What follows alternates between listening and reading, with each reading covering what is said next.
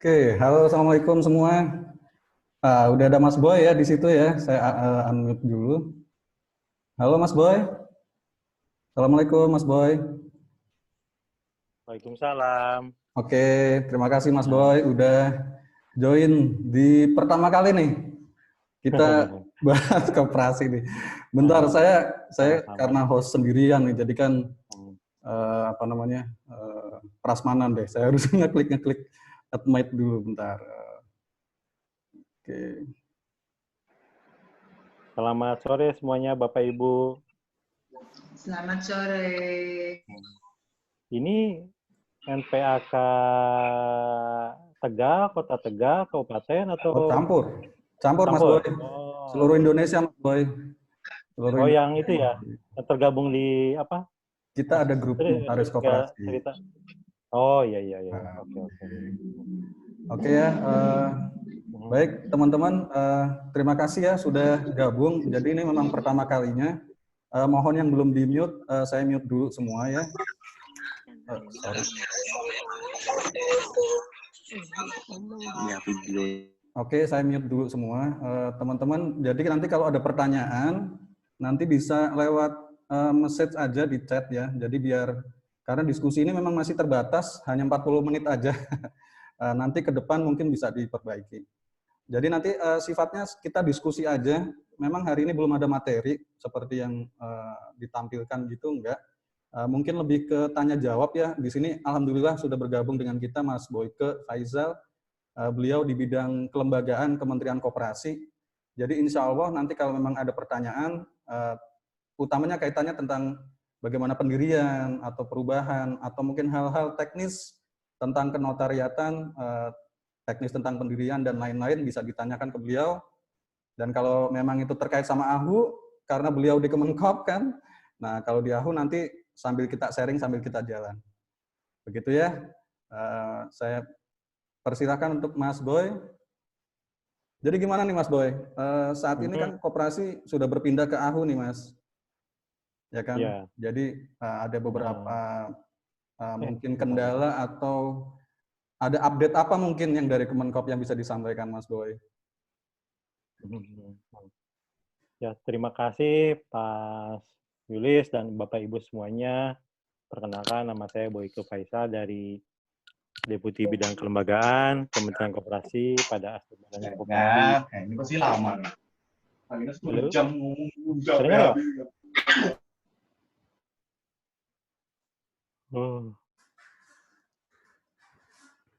Halo, kedengar ya Pak? Halo, kedengaran Mas? Oh iya. Lanjut, Tadi masih di mute.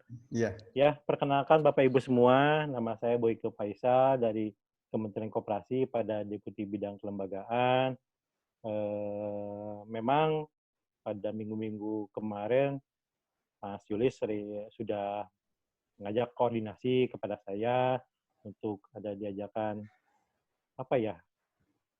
diskusi melalui media online, baik melalui Instagram Live atau mungkin Zoom Meeting. Mungkin baru hari ini baru bisa direalisasikan.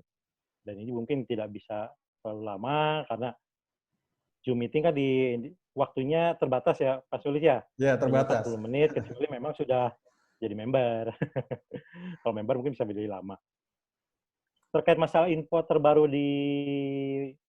sesuai peraturan sih mungkin belum ada. Masih kita menggunakan Permen 14 2019 Permenkumham ya, terkait masalah pengalihan pengesahan badan hukum, perubahan anggaran dasar, pembubaran yang dialihkan ke Kementerian Hukum dan HAM. Mungkin masih menggunakan itu. Nah, sesuai dengan ketentuan peralihannya juga bahwa Permen 9 2018 tentang penyelenggaraan pembinaan koperasi itu masih dipakai. Akan tetapi dalam hal pengesahan badan hukum koperasinya memang sudah dialihkan ke Kumham. Yang lain-lainnya masih tetap terpakai peraturan Menteri Nomor 9. Dan saat ini sekarang kita lagi penyusunan perubahannya terkait Permen 9 tersebut. Gitu. Karena dampak COVID ini, jadi kita harus work from home. Sementara perubahan atas permen tersebut kita tunda terlebih dahulu. Sambil menunggu keputusan tentang COVID dan RUU Omnibus Law, karena di RUU Omnibus Law pun terkait koperasi dicantumkan. Misal kayak pendirian diusulkan jadi 3 orang.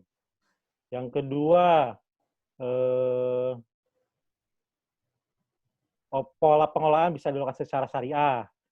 Terus sistem rapat anggota boleh dilakukan secara perwakilan.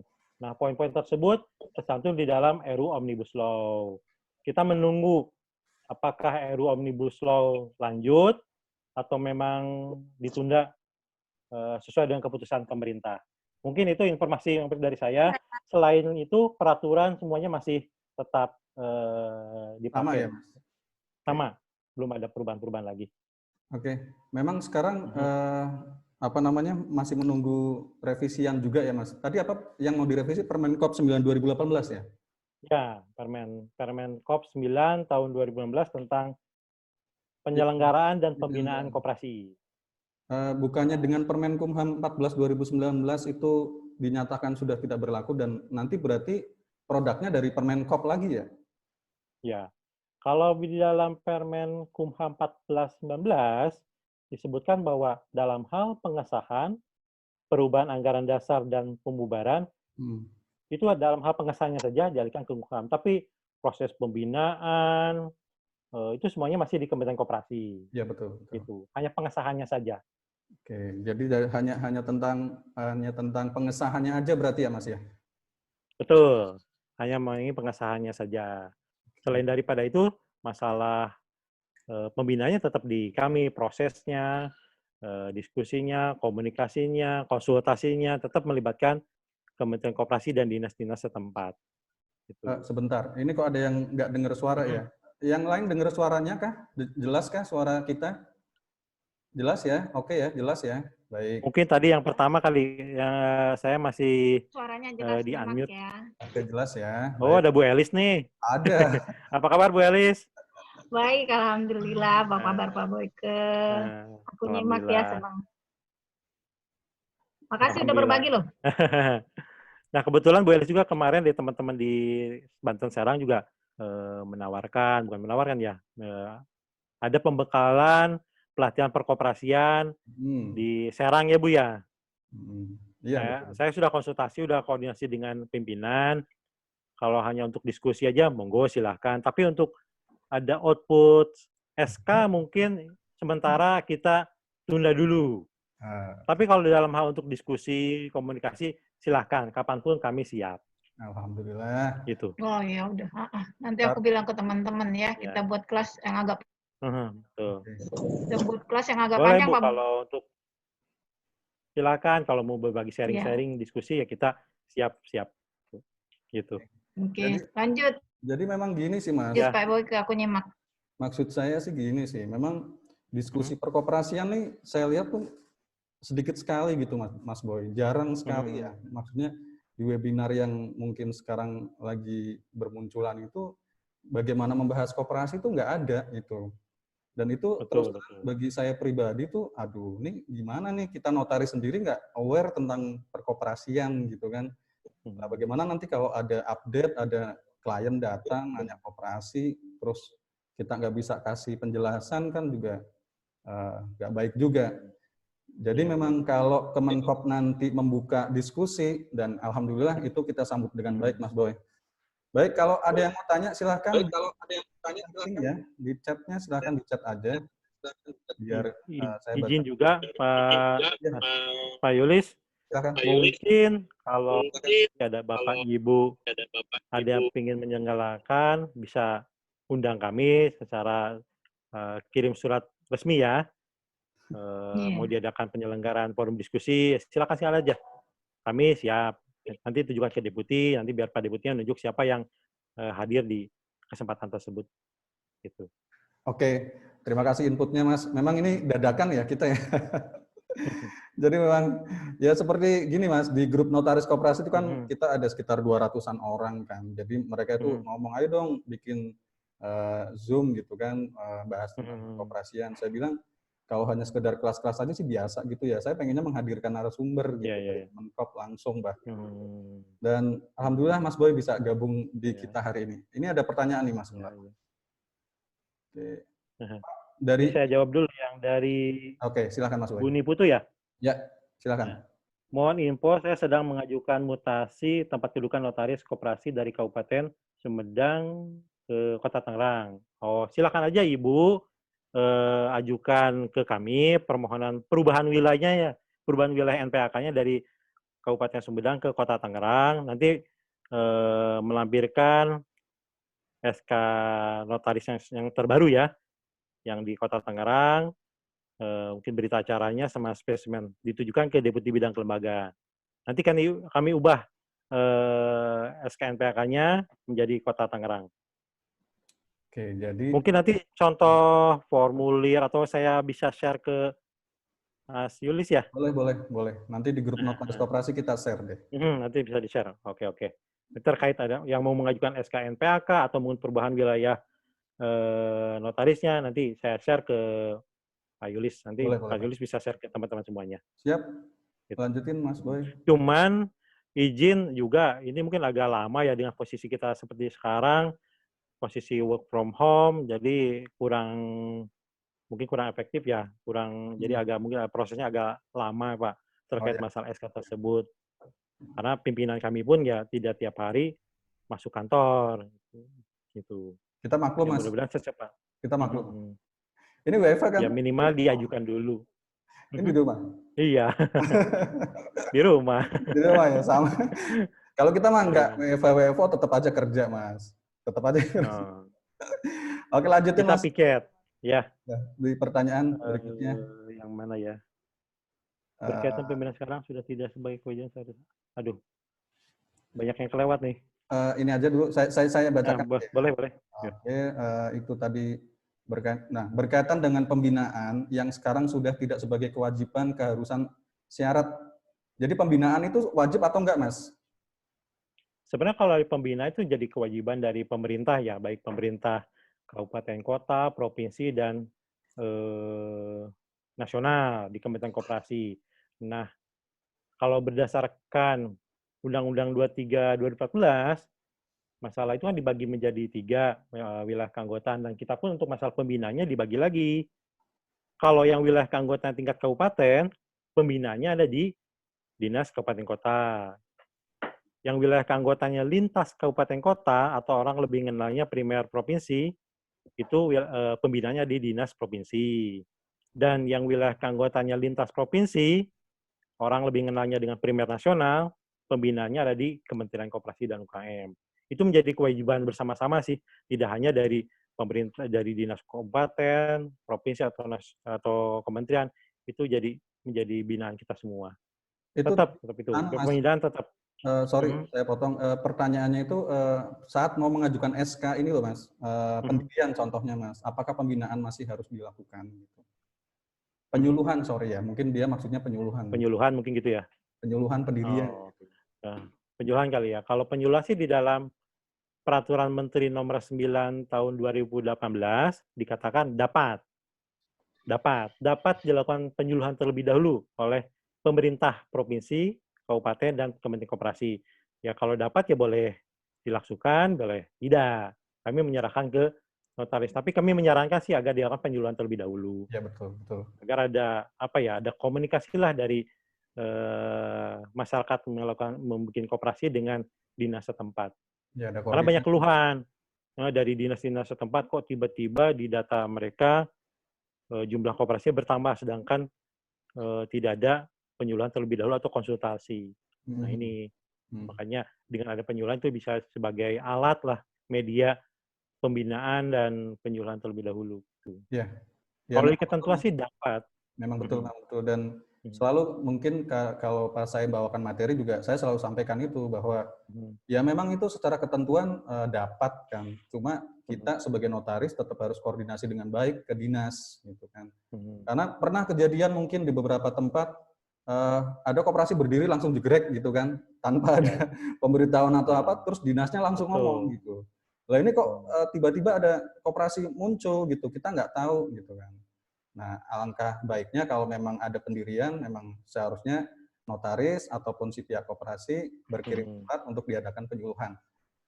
Oke, Mas, lanjutin aja, Mas, sambil Cuman, ya. ya itu penyuluhan ya udah dapat pasti ya. Tapi yang paling utama adalah takutnya sering yang disampaikan, banyak beberapa dinas yang menyampaikan bahwa setelah diadakan penyuluhan harus ada surat pengantar Nah, itu dari dinas setempat, rekomendasi ya. atau Rekomendasi. rekomendasi atau persetujuan. Nah, itu sudah tidak ada lagi. Tahun 2018 Berapa itu ya? ya, kita udah 18 pernah, kita ya, Mas? betul. 17 atau 18? 2018 pernah mengeluarkan Deputi Kelembagaan sudah menerbitkan bahwa dalam hal surat pengantar dinas itu sudah dicabut, baik untuk pendirian atau perubahan anggaran dasar. Ya. Itu sudah dicabut. Jadi Ya. tidak ada lagi surat pengantar dari dinas. Karena di beberapa dinas yaitu surat pengantar itu dijadikan sebagai alat, mohon maaf ya, alat perilaku koruptif lah bagi oknum setempat. Oh ya, teman-teman, saya Gitu kasih info sedikit ya. Jadi Mas Boy ini salah satu yang pionir lah menurut saya ya. Ada 3-4 orang ya yang menurut saya pionir di Kemenkop itu, dan salah satunya Mas Boy ini yang punya gagasan seperti itu. Sismin BHKOP juga salah satunya dari Mas Boy ini yang punya prinsip seperti itu. Jadi alhamdulillah, jadi dari Kemenkop juga punya niat yang baik bahwa jangan sampai ada semacam perilaku koruptif atau di dinas koperasi. Ya, kita pribadi sering mendengar ya surat rekomendasinya dilama-lamain gitu kan, seminggu, 2 minggu, bahkan ada yang berbulan-bulan tuh, ada tuh Mas di beberapa daerah tuh. Nah, itu nggak akan terjadi lagi karena sekarang surat rekomendasi sudah tidak diperlukan. Kita lanjut ya Mas ke pertanyaan berikutnya. Ya, monggo silakan. Silakan Pak Yul saja lah yang pilih ya. Saya bacakan ya untuk ininya ya. Silakan. Pak Boyke, kalau untuk koperasi syariah, apakah masih sama dengan syarat pendirian koperasi lainnya? Kalau untuk syariah, memang sih di dalam ketentuan untuk syariah, kita baru hanya sebatas koperasi simpan pinjam, yang bergerak di usaha simpan pinjam. Nah, bagi koperasi yang melaksanakan kegiatan dengan pola syariah, di dalam anggaran dasarnya harus dicantumkan ada namanya Dewan Pengawas Syariah. DPS. Nah, Dewan Pengawas Syariah, ya, DPS. Nah, DPS-nya tersebut minimal harus memiliki rekomendasi dari MUI setempat, 1 orang. Salah satu DPS-nya tersebut harus memiliki rekomendasi dari MUI setempat. Atau lebih bagus, yang memiliki sertifikat dari MUI. Gitu. Kalau dalam hal prosesnya, semuanya sama. Proses pendiriannya. Yang dibedakan ya adalah itu tadi, di dalam anggaran dasarnya harus dicantumkan Dewan Pengawas Syariah, dan Dewan Pengawas Syariah tersebut harus minimal memiliki rekomendasi dari MUI setempat. Oke. Itu. Oke. Nah, pada prakteknya tahun 2018 kan banyak bermunculan dari akibat dampak Koperasi 212 ya. 212 kan itu namanya Koperasi Syariah 212. Nah, bermunculanlah koperasi-koperasi yang jenis lainnya yang pola pengelolaan secara syariah juga. Nah, itu. Jadi kami ya memperkenalkan juga sih kalau memang masyarakat mendirikan koperasi di luar simpan pinjam dengan pola syariah, silakan aja, dengan catatan di dalam anggaran dasar dicantumkan DPS. Dewan Pengawas Syariah, DPS. Gitu. Jadi clear ya, kalau misalnya koperasinya selama ini kan kita pemahamannya hanya simpan pinjam aja yang ada pola pengelolaan syariah. Ternyata dimungkinkan ya Mas, misalnya koperasi jasa, tapi pola pengelolaannya syariah gitu ya? Bisa, bisa aja. Bisa, cuman kan memang dalam ini DPS yang memiliki keahlian di bidang syariahnya dalam hal jasa mungkin nggak terlalu banyak ya, Pak Yunus ya. Nggak banyak. Satu kabupaten paling cuma 2 atau 3 tuh. Ya, apalagi kalau yang jasa ya. Kalau misalnya syariah kita bisa datanya kita bisa cari. Tapi kalau yang di usaha lainnya itu kesulit gitu. Makanya ketentuannya pun kita belum ada terkait tersebut. Oke Mas, saya lanjut ya Mas ke pertanyaan berikutnya. Monggo silakan. Nah, terkait masalah syariah mungkin menambahkan lagi.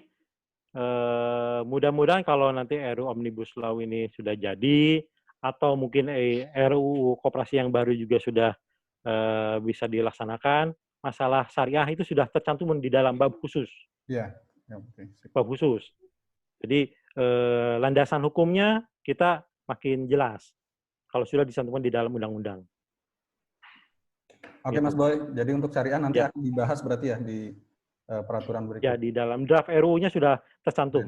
Baik, Tinggal alhamdulillah. menunggu jadwal di Panja Komisi 6 saja. Yap. Oke, saya lanjutkan pertanyaan berikutnya ya dari ini hampir sama ya Mbak Lia Kumala Dewi. Saya mau tanya untuk perubahan koperasi dari simpan pinjam syariah ke jasa, bagaimana proses Kemenkumham? Tadi mungkin sudah dibahas, jadi hampir sama prosesnya, cuma yang penting ada DPS-nya itu. Betul. Berikutnya, Cuman yang selama ini banyak yang keluhan ke kami, ke kementerian, banyak datanya yang belum masuk, mungkin itu. data apa nih, Mas? Ketika mau melakukan perubahan anggaran dasar. Oke. Data tidak ditemukan. Itu ada kayaknya pertanyaan di bawah tuh. Betul. Karena migrasi koperasi dari kementerian ke Kumham itu kan yang memerlukan waktu ya. Dengan jumlah koperasi yang saat ini sekitar 200.000, ya kita tidak bisa migrasi secara keseluruhan, jadi bertahap.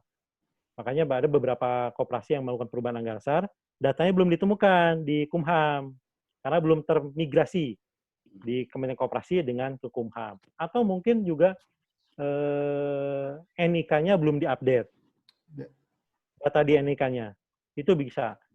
Coba nanti kalau mau data tidak ditemukan, bisa data NIK-nya di-update terlebih dahulu.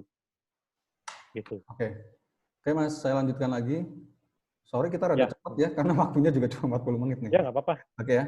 Ya. Assalamualaikum dari Mbak Maya nih. Assalamualaikum, mohon tutorial masuk ke AHU online, karena selama ini baru online di Sismin Beakop. Apa saja syarat-syarat yang harus diupload ke AHU? Apakah harus menunggu ada pekerjaan koperasi dulu atau bisa langsung masuk AHU online meskipun belum ada pekerjaan koperasi? Nah, ini di AHU terkait nih, masalah tutorial, itu mungkin jawaban yang harusnya jawab dari Kumham ya. Kumham. Tapi setahu saya di SABH juga ada tutorialnya ya, ada. terkait masalah koperasi. Ada panduannya juga. Ada panduan. Itu tutorialnya sudah ada juga, walaupun hanya bentuk PDF ya, bukan dalam bentuk video ya. Masih PDF. Videonya ada nggak? Sismin Beakop itu kan video ya. Sismin Beakop itu video. Video, ya. Tapi saya mulai. Pada dasarnya sih nggak jauh berbeda. Saya mulai bikin sih sebenarnya sih. Cuma belum saya share aja. Nah, bagus. Bagus. Ya. Di-endorse ya. Di-endorse ya. Nanti kita pelajari dulu. Kalau anggaran memungkinkan, nanti bisa dikerjakan. Enggak, guyon mas. Nggak apa-apa. Kan ini usulan dari ya masyarakat juga lah. Sorry. Ini screen sharing. Terkait masalah yang diupload di SABH Kumham mungkin hanya 2. Ya. Kalau di Sismin Beakop dulu 4. Kalau di SABH Kumham hanya 2, yaitu akte sama berita acara rapat saja. Itu hanya akte dan berita acara rapat. Simpel ya mas ya. Simpel. Dan langsung disetujuin. Tapi ada catatannya, ada disclaimer-nya bahwa notaris bertanggung jawab penuh terhadap isi yang di-upload di dalam sistem. Itu sih. Karena kalau dulu di Sismin Beakop tanggung jawabnya dia ada di kementerian, di adminnya, nah sekarang beralih ke notaris. Ke notaris. Ya itu makanya harus jeli dan teliti juga. Betul. Ya sebenarnya ada plus minusnya mas. Ya. Mas kenapa ya itu tadi ya di Sismin Beakop sama di AHU. Ya tapi gimana lagi sekarang sudah di AHU sih. Oke ya, saya lanjutin dulu mas. Jadi pertanyaan Mbak Maya udah clear ya, tutorialnya ada, nanti bisa saya share tentang itu. Berikutnya, dari Mbak Titi Sulistiowati, apakah dengan sekarang pengesahan ke AHU, kita bisa membuat akte koperasi dengan tempat kedudukan dimanapun, Mas? Oh, ini pertanyaannya juga banyak mungkin ya. Sulis sudah menjawab kayaknya di IG Live yang sebelumnya ya. Iya, betul. Ya, kalau memang berdasarkan sistem di SABH Kumham, itu dimungkinkan notaris dimanapun mengajukan permohonan badan koperasi. Nah, tapi kan kita juga sebelumnya ada ketentuan. Nah, di dalam ketentuan keputusan Menteri 98/2004 bahwa wilayah kerja notaris itu harus sesuai dengan kedudukan koperasinya, dalam hal ini satu kabupaten kota. Nah, waktu zaman Sismin BHKOP, kita pernah ada kompromi dengan komitmen dengan PPINI pusat bahwa untuk wilayah kerja notaris ditingkatkan untuk notaris membuat akta koperasi ya menjadi satu provinsi gitu. Kalau arahan dari Kemenkoperasi sih diharapkan hanya cukup satu provinsi gitu. Kalau ada misalnya Pak Yulis notaris Tegal terus melakukan pelayanannya di Brebes atau di Cilacap itu dimungkinkan. Tapi kalau udah ke Jawa Barat ya itu nggak boleh. Gitu. Mas, Kalau arahan dari Kemenkoperasi sebenarnya masih satu provinsi silahkan. Oke. Karena memang masih banyak kebingungan Mas tentang hal ini. Jadi karena di sistemnya bisa, di AHU sendiri mungkin menganutnya UJN kan, sepanjang para pemakai datang, ya silakan aja, nggak apa-apa. Kayak kita bikin PT pun, PT di Jakarta, orangnya datang ke kita pun nggak ada masalah. Nah, tadi Kemenkop yang keputusan Menkop yang tahun 9 berapa tadi? 96 apa 94 itu tentang NPAK? Permen 98 2004. Oke, oh ya, sorry 2004. Itu kan ke tempat kedudukan ya berarti kan ya. Nah, kenapa itu harus bisa kompromi ke provinsi? Artinya apakah itu juga melanggar dari aturan sendiri? Memang sih waktu sistem Menkop dimunculkan, ini ada masukan juga dari para notaris. Nah, kita ada pertemuan dengan PP ini. Nah, pertemuannya itu memang tidak harusnya sih dibuat apa ya? Seperti MOU harusnya ya. Ada hitam di atas putihnya bahwa untuk pengesahan Bandung Koperasi untuk notaris bisa satu provinsi, tapi pada pertemuan tersebut ya tidak ada hitam di atas putihnya. Mungkin ini berupa keputusan rapat yang kita sepakati bersama ya untuk wilayah kerja notaris membuat akta operasi ditingkatkan jadi satu provinsi. Cuma tidak ada hitam di atas putihnya kan ya? Nggak ada. Oke. Jadi karena waktu awal pertama berdirinya pun sistem BHKOP hanya sekabupaten kota. Ya betul.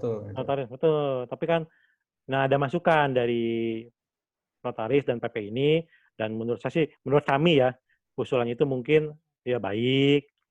Ya akhirnya kami buka bahwa untuk wilayah kerja notaris bisa satu provinsi. Gitu. Yang menjadi permasalahan ya sekarang di SHBH dibuka ruang gitu, dimanapun boleh. Yang saya khawatirkan nanti di kemudian hari terjadi kalau ada permasalahan itu aja sih. Oke, jadi kalau tidak ada masalah sih nggak jadi masalah ya. Permasalahan gitu ya Mas Boya. Jadi kalau terjadi takutnya ya, oke. Iya. Bisa aja, cuma barangkali terjadi permasalahan akan jadi masalah di kemudian hari gitu ya. Oke, kita lanjutkan. Saran sih seperti kalau bisa masih satu provinsi lah. Oke, saran dari Mas Boy ini tetap satu provinsi ya Mas? Iya. Panjang itu koperasinya masih di satu provinsi, maka notarisnya yang satu provinsi itu. Iya. Oke, saya lanjutkan dulu pertanyaannya. Sore Pak, saya Kamila, izin bertanya, apakah bidang usaha koperasi harus disesuaikan dengan KBLI dan benar-benar persis jumlahnya atau sesuai akte pendirian? Ini maksudnya gimana? Dan benar-benar persis atau sesuai akte pendirian? Soalnya setelah koperasi berjalan, ternyata ada usaha-usaha lain yang kemudian dijalankan dan tercantum di NIK koperasi. Mohon penjelasannya Pak untuk kita notaris kalau mau buat akte perubahan. Silakan Mas Boy. Ya, memang dengan adanya Permen 14 ini,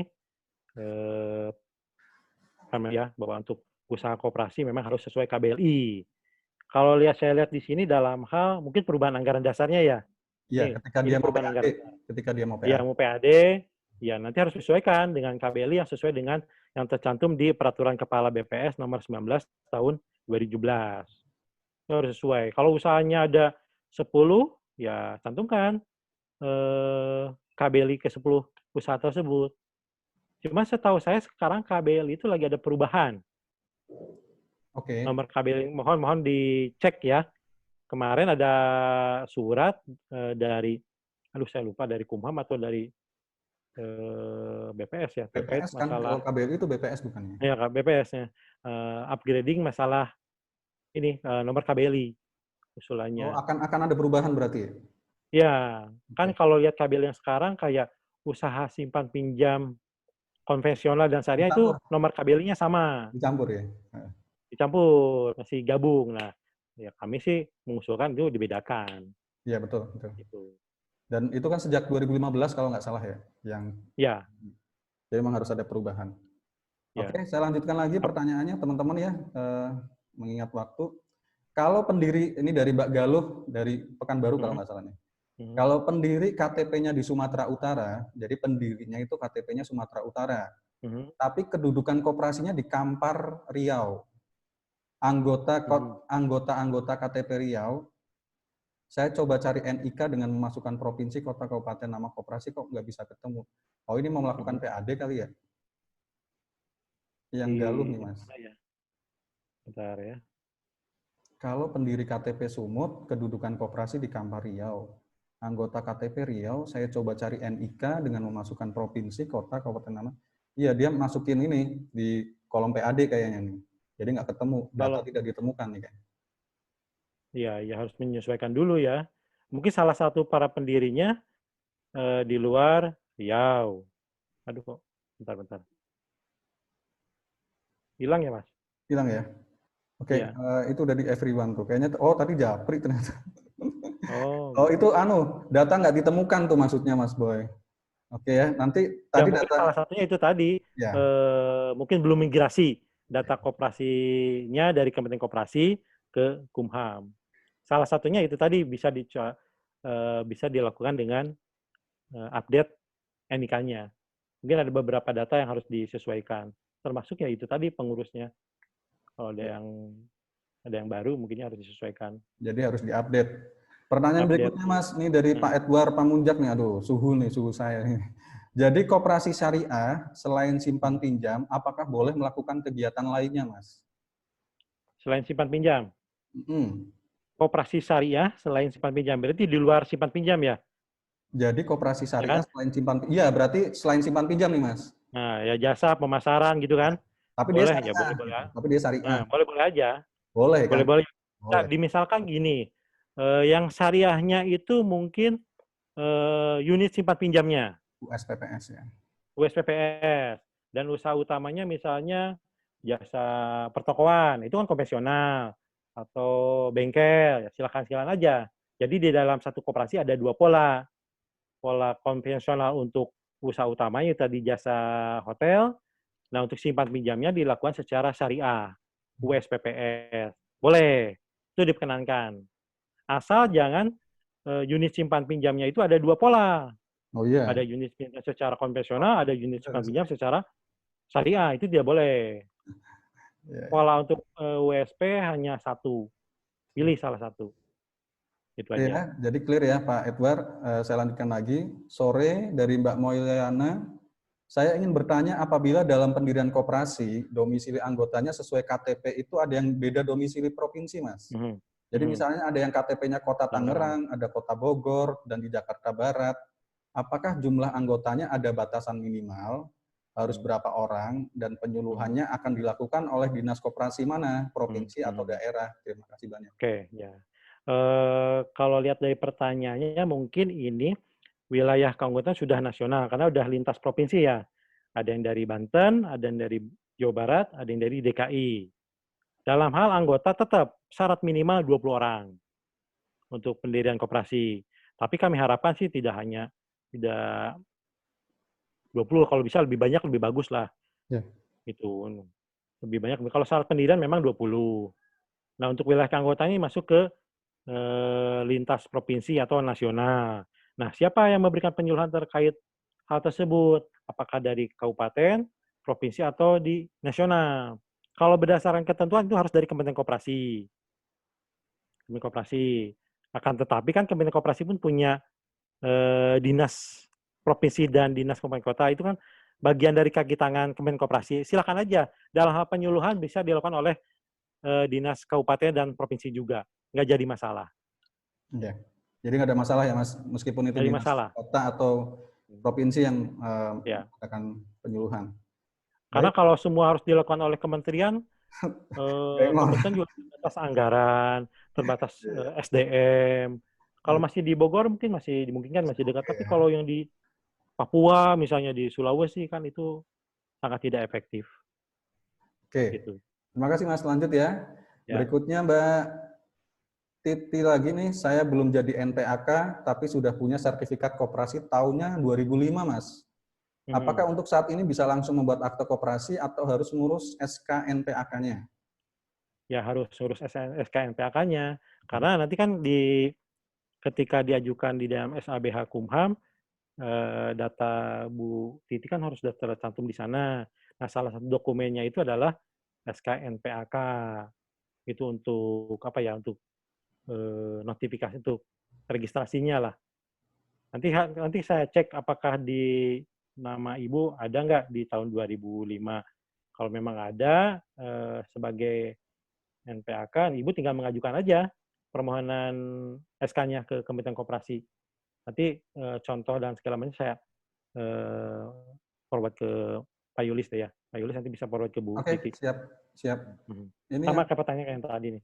2005 itu kan awal-awal. Kalaupun memang ada di kami juga, aduh itu udah 15 tahun lalu datanya mungkin udah apa ya, dokumennya udah pada ditaruh di gudang di Tambun mungkin ya. Iya. Udah nggak ada di kami. Saya ini Bu Galuh itu kalau pendiri KTP Sumut, Bu Galuh ini tentang data nggak ditemukan di NIK ya kayaknya ya.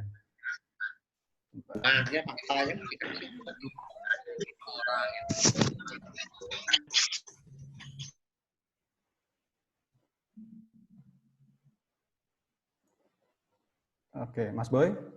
Ya. Oke, Mas Boy.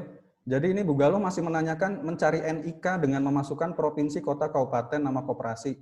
Jadi sudah diterangkan tadi ya Bu Galuh, jadi memang datanya mungkin masih dimigrasi gitu. Jadi ya kita harus nunggu aja ya berarti ya Mas Boy ya. Ya, atau coba nanti Ibu kalau ini di-share nama koperasinya, nanti saya coba tanyakan ke bagian data di Sekretaris Kementerian.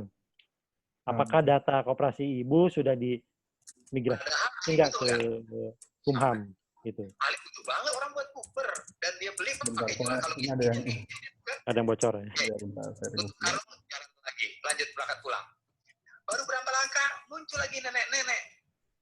Nyetop lagi saya kira Ali. Oke, saya lanjutkan. Mas Prima nih, mohon bertanya pendirian koperasi pada saat COVID. Nah, ini bagus nih Mas.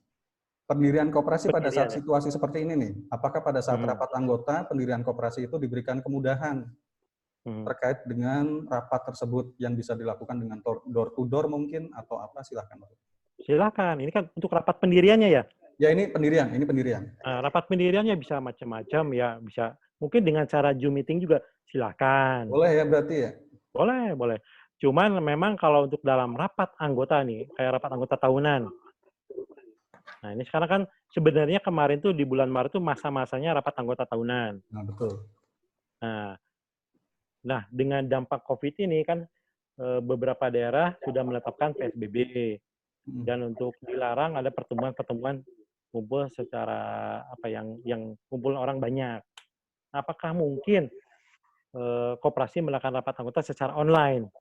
Yeah. Ya, silakan aja, asal diatur dulu dalam ketentuan internal koperasinya. Kalau mau dilakukan secara online rapat anggotanya, itu coba diatur dulu. Kalau merubah anggaran dasar mungkin perlu waktu.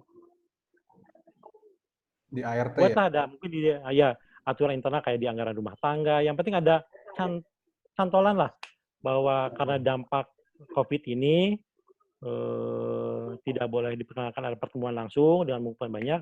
Kami menjalankan rapat anggota secara elektronik atau mungkin secara perwakilan atau secara tertulis. Silakan. Tapi harus ada aturan main di koperasinya itu sendiri. Meskipun di Permenkop yang 2015 tentang rapat anggota kan ada mengatur tentang RAT secara elektronik, Mas. Ya, tapi kan kalau dia tidak ada anggaran dasar, ketentuan main rapat anggota diatur dalam anggaran dasar. Itu. Jadi harus dituangkan. Harusnya diatur dulu di dalam anggaran dasar. Betul. Dalam anggaran dasarnya tersebut diatur dulu oleh internal koperasi sendiri.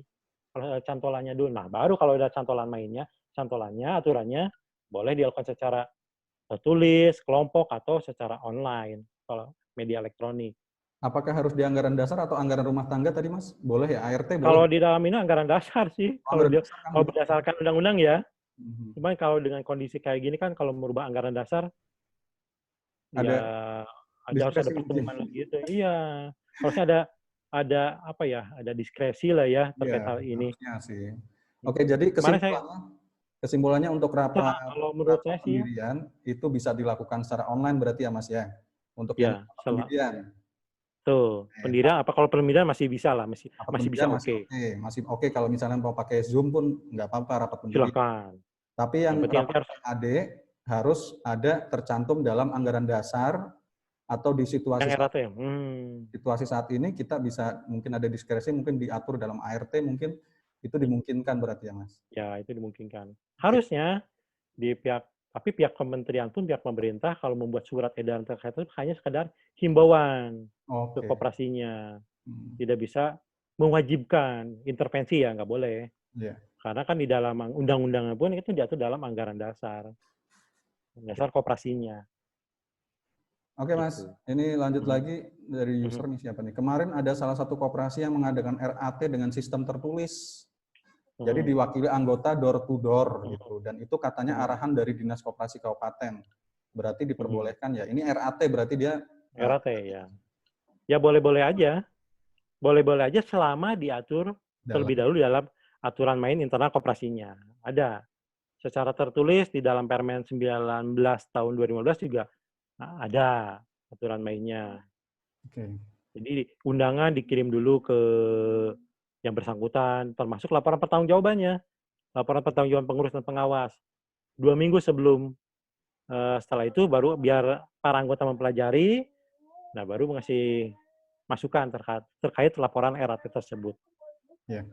Gitu. Jadi yang penting kita lihat di anggaran dasarnya ya, atau apakah itu diatur atau enggak ya gitu ya. Baik. Minimal di dalam anggaran rumah tangga lah, ada aturan main. Oke, siap. Minimal di ART-nya. Ya. Oke, saya lanjutkan. Apakah ada dari Mas Farid, apakah ada minimal simpanan pokok dan wajib untuk pendirian koperasi? Kalau simpanan pokok, simpanan itu tidak ada ketentuan. Berapa batas minimal maupun maksimal. Selama itu disepakati rapat anggota, silakan. Itu. Oke, selama disepakati. Begitupun rapat anggota. Waktu pendirian. Tidak ada batasan ya minimalnya, tapi ya kami menyaran ya hanya sekedar saran dan himbauan ya. Jangan terlalu kecil. Kalau untuk kecil juga gimana mau bersaing dengan usaha lainnya, dan tapi jangan terlalu besar juga simpanan pokoknya. Kalau besar gitu. Juga nanti kesempatan orang menjadi anggota di koperasi tersebut akan sulit. Gitu. Semampunya para anggota. Oke, sore dari Mbak Nuneng ya. Sore saya ALB dan kebetulan notaris di tempat saya magang sudah punya sertifikat koperasi. Sudah punya klien juga untuk membuat akte perubahan, akte pendirian koperasi tersebut tertanggal 2 Juli 90. Untuk masuk ke AHU online, mencoba masuk, oke. Ini permasalahan tentang login nih Mas. Jadi dia terkendala dengan login. Login notarisnya ya?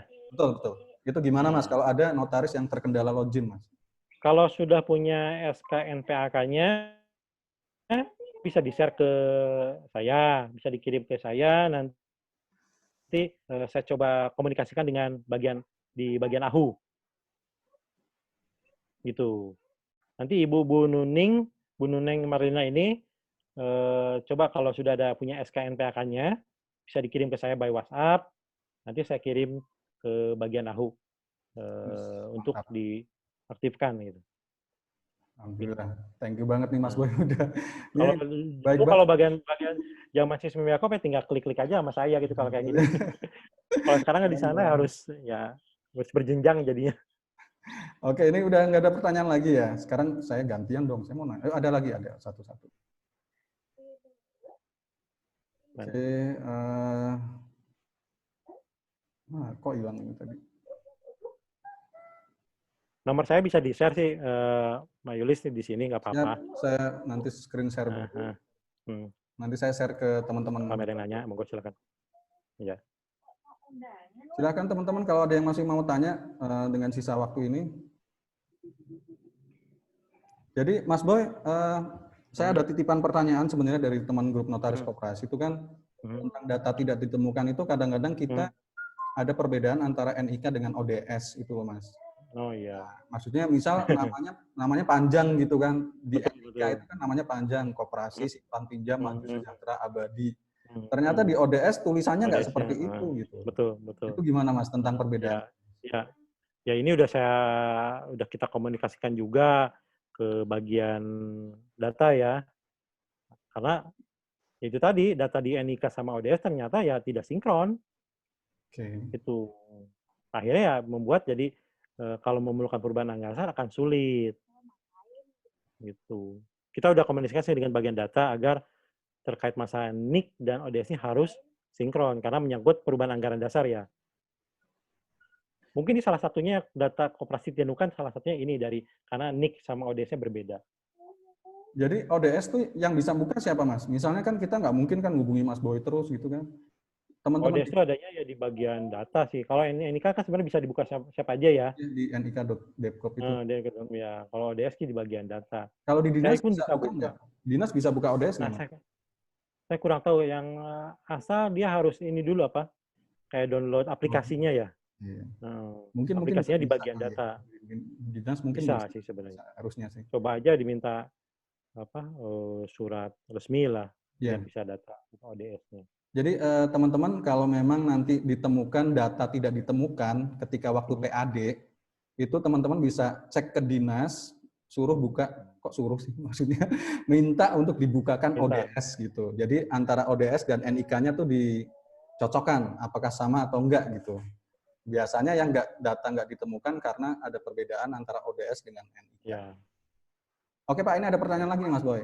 Mas Nanu, SKNPAK-nya belum keluar, tapi sudah pengajuan dan diterima oleh Pak Bekti. Nah, boleh nggak dia melakukan pekerjaan koperasi walaupun SKNPAK belum keluar?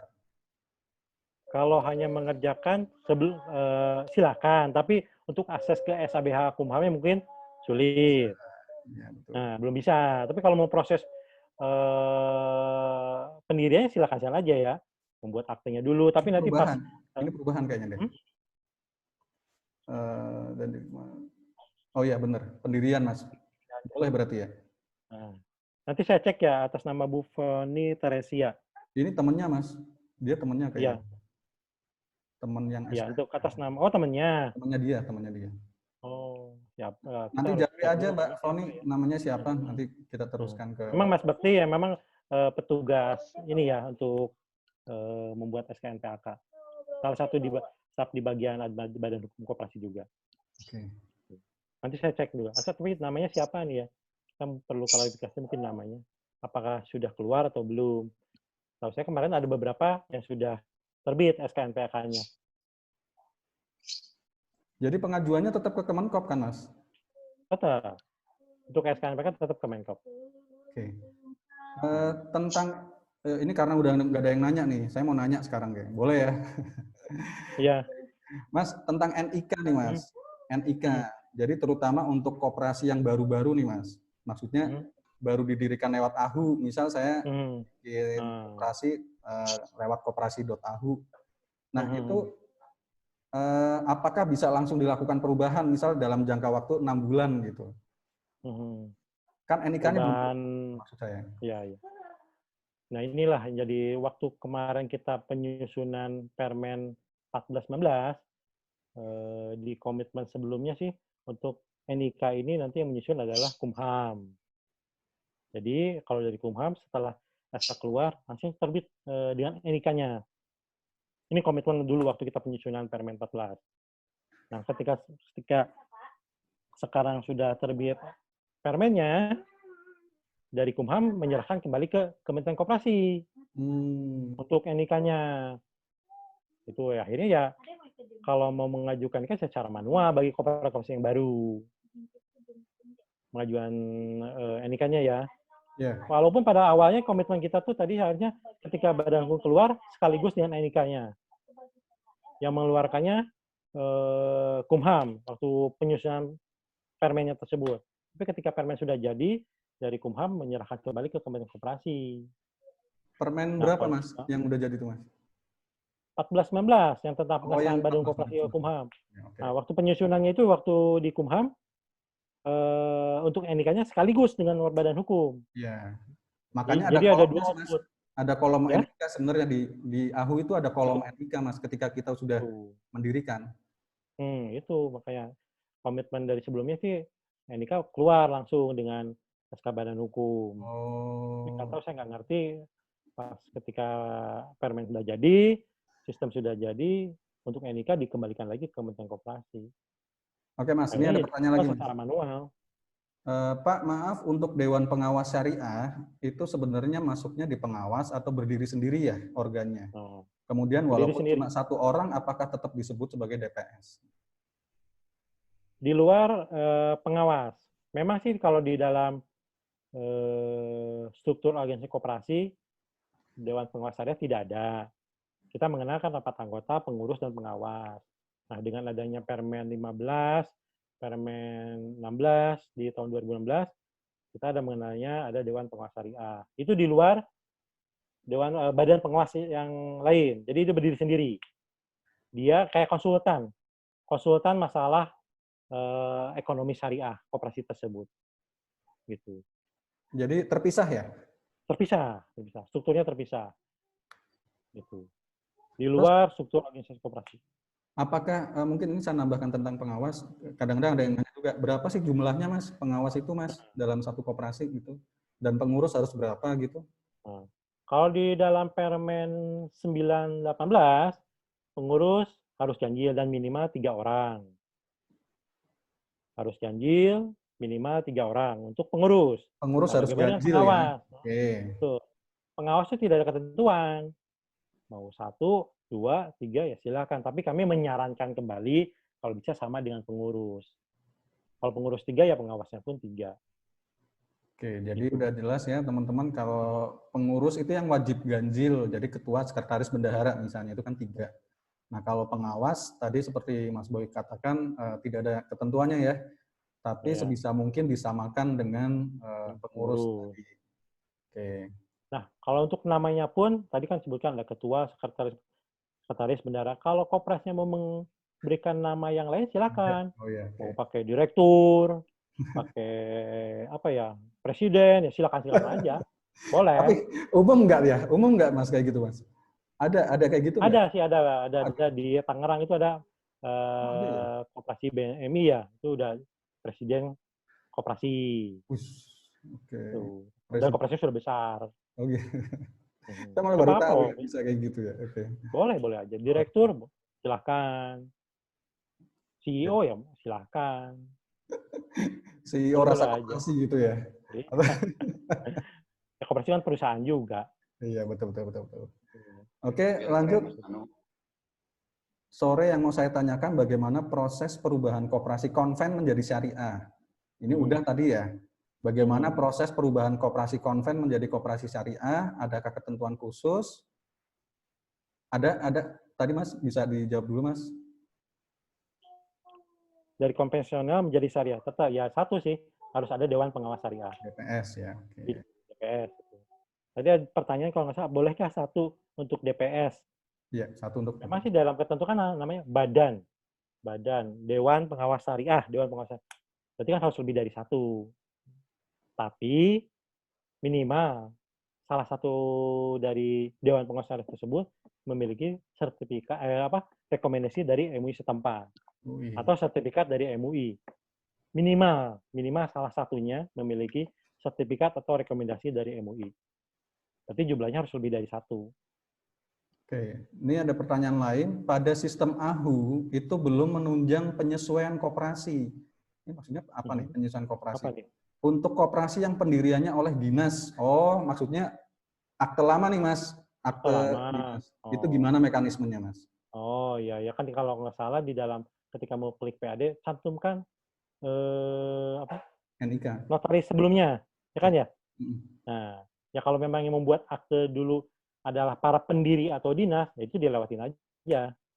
Informasi dari Kumham gitu. Jadi dilewatin aja. Nggak usah diklik. Info aja, Mas Boy, ngapunten. Tapi kalau itu dikosongin, itu nggak bisa lanjut, Mas, karena dia ada bintang merahnya sih. Jadi mungkin yang bisa saya share mungkin kalau memang itu aktenya dinas yang lama, ditulisnya di situ nama notaris terakhir, nama notaris kita yang akan membuat yang baru. Ya betul. Saya akan membuat yang baru ini. Nah gitu. Jadi dikliknya nama notaris yang sekarang. Ya, tadi Mbak itu yang mau klik. Aja sih. Karena kalau dikosongin nggak bisa lanjut Mas dia. Yang penting selama kalau mau lanjut ya salah satunya skenernya bisa demikian. Ya, betul. Ya kan? Betul, betul. Oke, masih ada pertanyaan teman-teman? Ini udah berapa menit? 40 menit lewat kayaknya. Boleh saya nanya? Silakan Mas Boy. Nah, siapa? Ini terkait kan kami pun sedang menyusun peraturan menteri tentang bantuan stimulus pembiayaan bagi koperasi khususnya simpan pinjam. Nah, di dalam ketentuan LPDB dalam hal aktenya itu kan harus ada pertemuan antara notaris dengan para pihak. Nah, ini kalau dalam undang-undang jabatan notaris gimana? Apa memang harus ada pertemuan face to face antara para pihak tersebut? Oke, saya coba ke Bu Sela nih. Ada Bu Sela Halim. Bu Sela. Nah, Bu Sela ini anggota MPW Mas di Jawa Tengah. Mas. Oh iya iya. Jadi ada pertanyaan dari Kemenkop nih Bu Sela. Kalau LPDB ya, apakah notaris tetap harus berhadapan kepada para pihak di situasi seperti ini? Saya buka ya Bu Sela. Silakan Bu.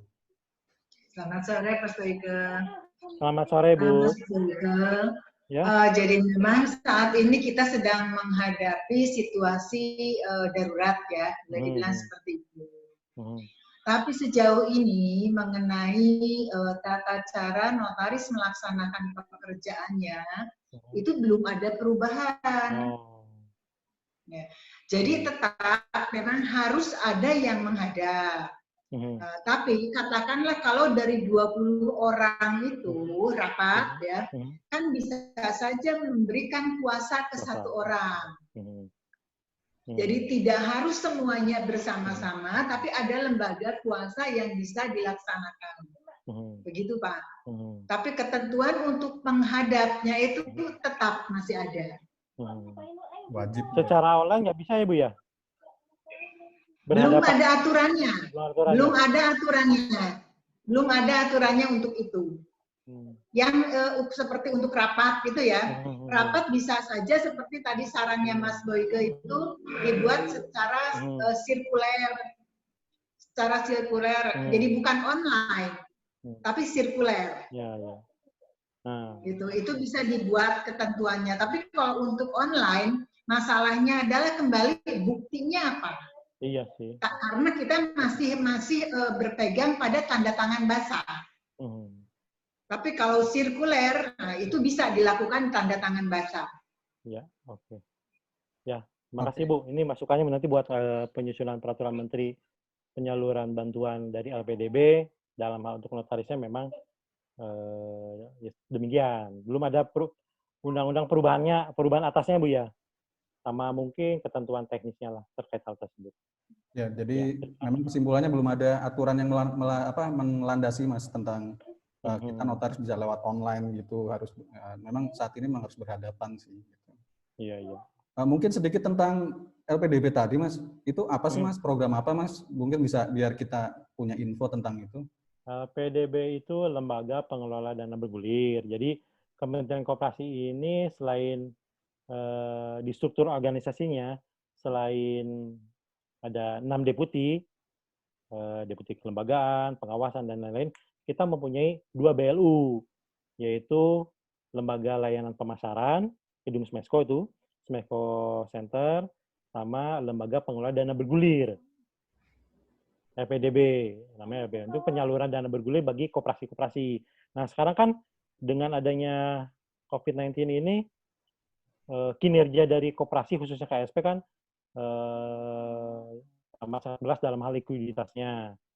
Ya, oleh karena itu kami dari Kementerian Koperasi khususnya LPDB akan memberikan penyaluran bantuan fasilitas fiskal bantuan ke koperasi-koperasi.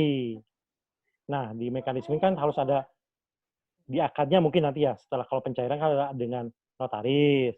Nah, ini gimana dengan kondisi COVID-19 ini apakah boleh dilakukan secara online atau memang harus tetap dengan pertemuan langsung? Tadi Bu saya sudah menyampaikan boleh, Bu Sela sudah menyampaikan ada kuasa minimal 1 orang, silakan. Itulah mungkin kebijakannya ya. Nanti saya sampaikanlah ke tim perumus terkait hal ini. Ini ada pertanyaan Mas, mungkin tentang LPDB ini. Terkait LPDB Pak Boy, pemasangan hak tanggungan untuk pemasangan HT atas fasilitas yang diberikan oleh BLUD. Oh ini yang daerah ya. Apakah LPDB, ini maksudnya LPDB nih, bukan UPDB ya, merupakan lembaga pembiayaan yang harus menjadi mitra BPN saat pendaftaran HT. Oh gini. Jadi Mas Boy mungkin sedikit saya info ya. Jadi sekarang kan BPN untuk pasang hak tanggungan itu kan melalui HT elektronik Mas. Jadi lembaga-lembaga keuangan tuh harus mendaftarkan ke BPN. Singkatnya sih seperti itu. Jadi mereka biar punya user gitu. Lah apakah LPDB ini sudah daftar ke BPN gitu Mas untuk memperoleh user hak tanggungan itu? Gitu. Oh saya belum punya informasi terkait hal ini. Nanti coba saya komunikasikan ke bagian di legal di LPDB apakah sudah atau belum terkait hal ini. Iya. Nanti saya komunikasikan dulu sama teman-teman kita. Karena kan ini pasti tentang pengikatan tadi ya, pengikatan antara koperasinya ke itu kan. Jadi kalau memang itu bentuknya nanti ada sertifikat yang harus dipasang hak tanggungan, kan berarti harus didaftarkan usernya ke BPN Mas, LPDB-nya. Betul.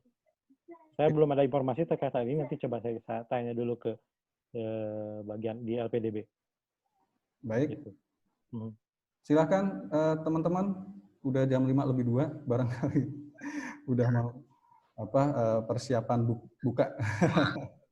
Mungkin di beberapa daerah sudah ada buka nih. Pak Boy, boleh nanya langsung nggak? Monggo, Bu. Siapa nih? Ya. Silakan. Terkait UPDB tadi, Pak Boy, kebetulan kan saya untuk pengikatan di Kabupaten Tangerang itu kan sudah ada beberapa, memang sudah lama di Kabupaten Tangerang. Kemarin kita mau melakukan pendaftaran HT, diminta untuk mitra. HT kan jangka waktunya terbatas, Pak Boy. Mungkin minta tolong dibantu untuk kejelasannya. Oh, karena ini bukan bidang saya, Bu. Nanti coba saya komunikasikan dulu dengan LPDB ya, Bu. Terkait hal ini, apakah sudah atau belum LPDB sudah menjadi mitra di HT di BPN. Menurut Pak Lukman dan teman-teman semua, lagi nih. Itu manusiawi nggak? Karena kalau Pak, sedangkan kita sudah pengikatan, itu perubahannya ini. Sekarang harus semua harus didaftar secara online. Betul. Nanti saya coba komunikasi ke staf yang ada di LPDB ya, karena saya belum tahu nih informasi terkait hal ini. Nanti saya sampaikan. Kalau belum memang harus segera diselesaikan dari bagian LPDB itu sendiri. Sekarang kalau kita bicara Oke. Itu ya Mbak Titi ya. Sudah dijawab ya. Jadi memang nanti ada bagiannya sendiri tentang LPDB. Ya mungkin nanti karena gimana? Saya bisa ya Mas Anu. Kenapa Mbak? Kaitannya minta perkembangan kabar tentang UPDB. Oke, siap. Saya bisa ke Mas Anu ya. Nanti saya infokan Mbak tentang LPDB. Nanti saya sama Mas. Kontak yang di LPDB-nya deh, Bu. Ya, Pak. Kontak. Saya nanti yang di LPDB-nya. Saya kirim ke Mas Nanu. Ya. Memang bisa Ibu tanya langsung gitu. Iya. Memang ya rencana Kemenkop ini kan bagiannya ada banyak ya. Nanti kalau memang memungkinkan nih, saya pengen punya cita-cita juga nanti bagian per bagian itu saya ajak kayak gini juga nih. Biar kasih pemahaman ke kita-kita lah. Karena notaris NPAK juga sebagai mitra LPDB juga setahu saya. Betul. Banyak mungkin. Berarti nanti ada pekerjaan masuk ya dari LPDB ya Mas? Pasti banget. Nah ini hati denger nih teman-teman. Apalagi kan penyaluran bantuan LPDB kan besar-besar, sampai 50 miliar. Aduh. Berarti kan nggak kalah ya sama PT ya? Oh ya, iyalah. Iya nggak sama-sama bank gitu kan? Iya, ya prakteknya kayak ya nggak jauh beda sama bank lah. Oke. Itu dana-dananya tapi notarisnya apakah harus yang sudah NPAK untuk yang dapat pengikatan seperti itu? Setahu saya NPAK. Harus NPAK karena ya? penyalurannya kepada koperasi ya. Koperasi harus NPAK. Jadi notarisnya juga harus NPAK. Ya. Oke ya teman-teman, udah jam 5:05, alhamdulillah. Mas Boy, karena waktu juga, terima kasih ya sudah bergabung dengan kita, Mas Boy. Dan jangan bosan-bosan kasih informasi ke kita. Dan bagi teman-teman, boleh dong, saya unmute semua nih, kasih applause buat Mas Boy dong. Terima kasih Mas Boy, Nunu, terima kasih semua. Terima kasih semuanya. Infonya. Boy bisa minta info nomor handphonenya Mas Boy. Oke, saya share ini ya nomornya ya. Pak Nano boleh diinfo HP-nya Mas Boy. Oke, siap. Sebentar. Terima kasih Mas Nano, makasih Pak Boy. Terima kasih. Terima kasih Pak Boy. Oke, Mas terima Boy. Terima kasih semua. Bentar, saya share nomornya dulu. Saya share nomornya dulu ya, saya screen share dulu.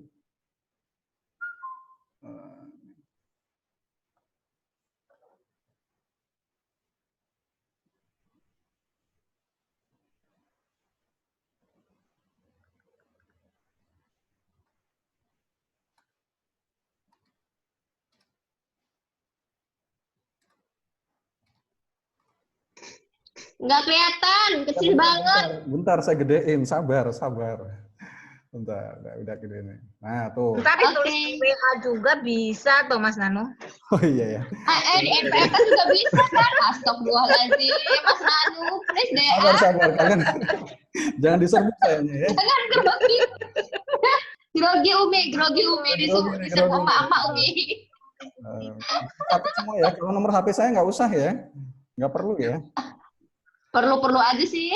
Oh, nggak usah lah. Nomor rekening nggak Mas Nano? Nah, nomor rekening nanti lewat grup aja. Oke ya teman-teman, udah selesai sesi diskusi kita. Nanti ketemu lagi. Terima kasih ya teman-teman. Assalamualaikum warahmatullahi wabarakatuh. Terima kasih Pak Nano.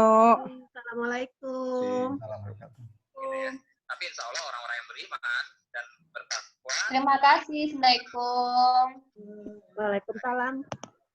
Bisa segera balik ya, konten back lagi gitu. Ya. Ini sama sebetulnya ya. Ya.